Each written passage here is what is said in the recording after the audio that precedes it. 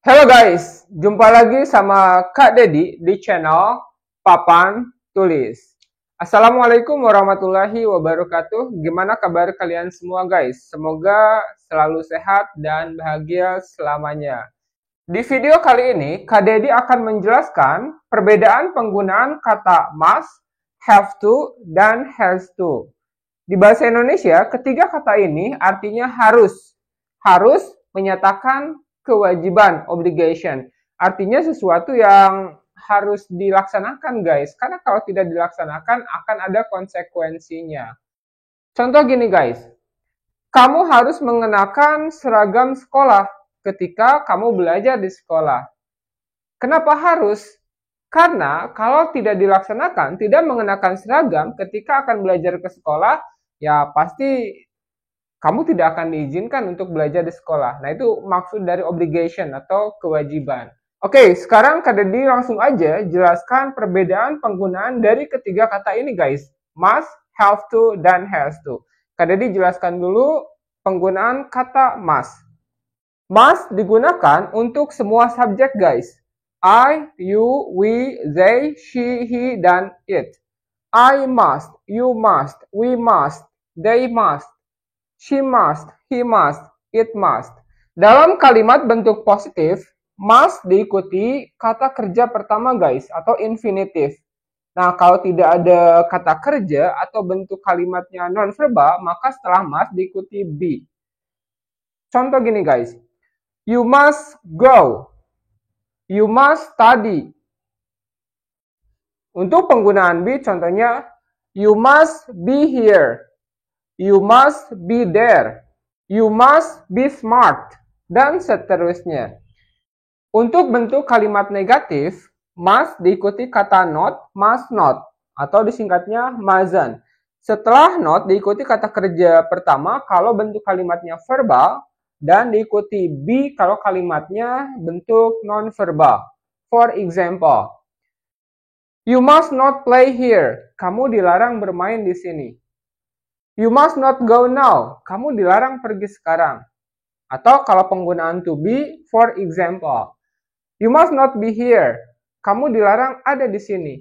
Must digunakan untuk menyatakan personal opinion atau pendapat pribadi. Nah, untuk penjelasan personal opinion, Kak Dedi akan jelaskan nanti guys, karena Kak Dedi akan bandingkan dengan penggunaan have to dan has to yang menyatakan fakta, biar bisa dibedakan lebih jelas guys. Oke, berikutnya Kak Dedi akan jelaskan penggunaan have to. Have to dan has to sama aja dengan must, artinya harus, cuman ada perbedaan penggunaannya guys.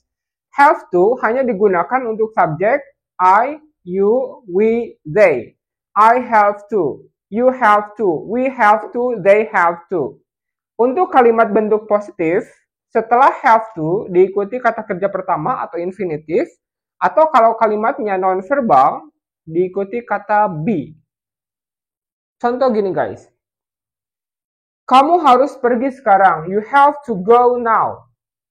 You have to study now, kamu harus belajar sekarang. Kamu harus ada di sana sekarang, you have to be there now. Nah, itu contoh penggunaan have to di kalimat positif. Untuk kalimat bentuk negatif, have to berubah menjadi don't have to. Nah, ini sebenarnya diambil dari bentuk present, simple present tense, guys. For example, you don't have to go now. Kamu tidak harus pergi sekarang.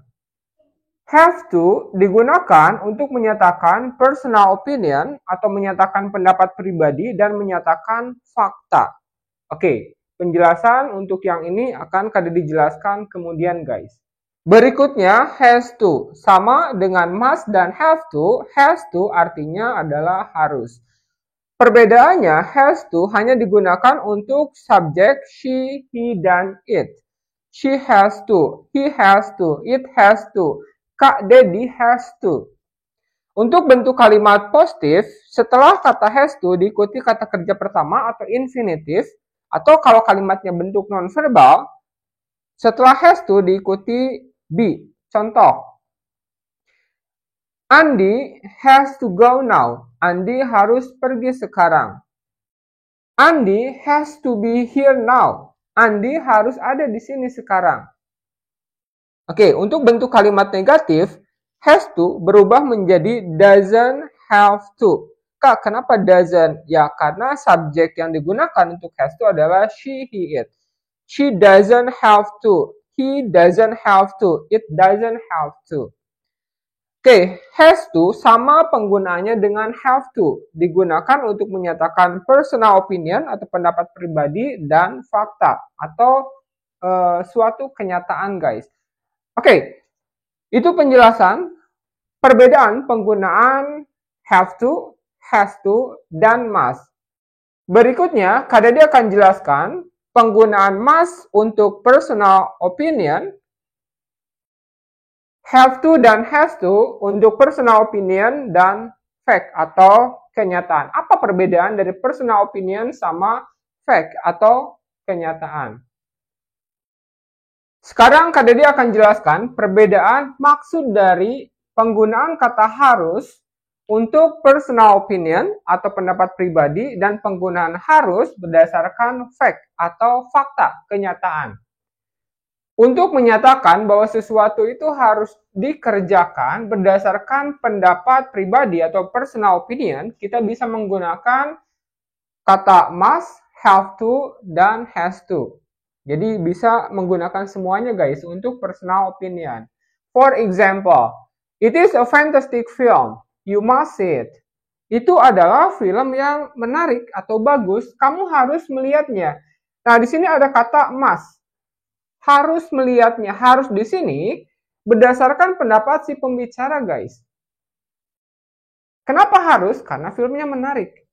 Belum tentu orang lain akan mengatakan harus melihatnya. Oke. It is a fantastic film, you have to see it. Itu adalah film yang bagus. Kamu harus melihatnya. Nah, selain menggunakan must, kita juga bisa menggunakan kata have to. Dan has to untuk personal opinion. Nah, di sini Kak Dede menggunakan kata have to karena subjeknya you. Kita bandingkan dengan penggunaan kata harus yang menyatakan fakta, kenyataan atau fact. Nah, ini hanya bisa menggunakan kata have to dan has to saja, guys. Must tidak bisa digunakan di sini. For example, you have to pass a test before you can get driving license.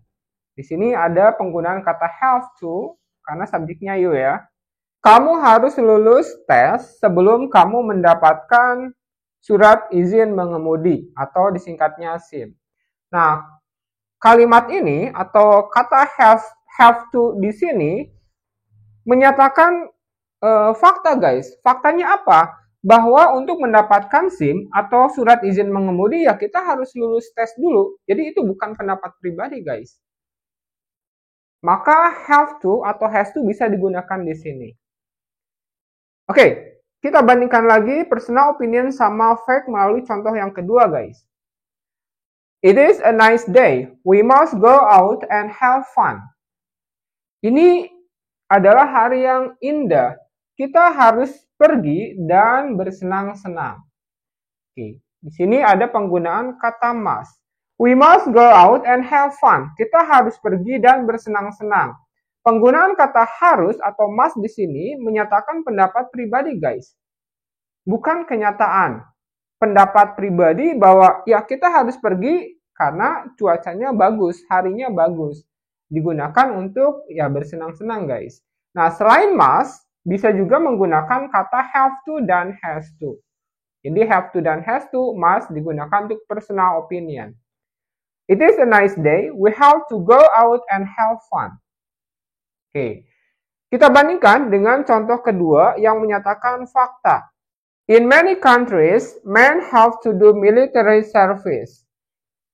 Di banyak negara, laki-laki harus melakukan wajib militer. Di sini, yang digunakan adalah have to atau bisa juga has to tergantung subjeknya, guys.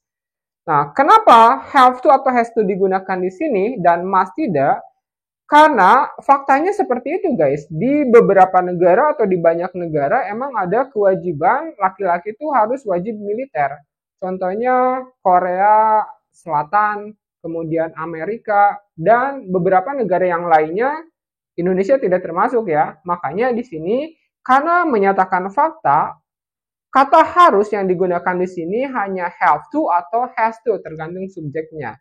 Must tidak digunakan untuk kewajiban berdasarkan fakta atau kenyataan.